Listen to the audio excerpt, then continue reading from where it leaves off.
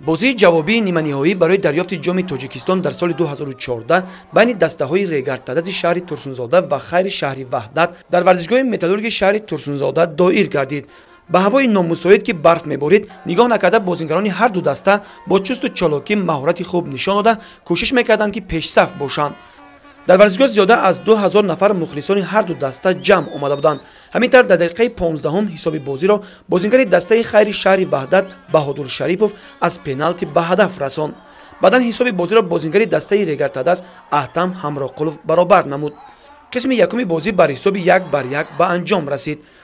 дар қисми дуюми бозӣ ҳавобоз сартар гардид, вале боридани пуршиддати барф иродаи бозингарони ҳарду дастаро нашикаст. ҳарду даста ҳам чандин имконоти голзаниро доштанд. бояд қайд кард ки дастаи регартадас дар меҳмонии дастаи хайри шаҳри Ваҳдат ба ҳисоби 0-1 мағлуб гашта буд. нишонзани беҳтарини дастаи регартадас Аҳтам Ҳамроқулов ки аз тарафи Федератсияи футболи Тоҷикистон эътироф гардидааст, як голро дар қисми аввали бозӣ ва ду голи дигарро дар қисми дуюми бозӣ ба дарвозаи меҳмонон зад.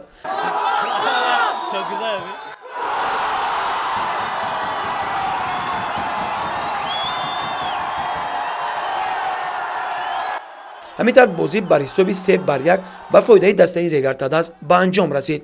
акнун бозии ниҳоӣ барои дарёфти ҷоми Тоҷикистон дар соли 2014 байни дастаҳои регартадази шаҳри Турсунзода ва истиқлоли шаҳри Душанбе рӯзи 22 ноябр доир мегардад.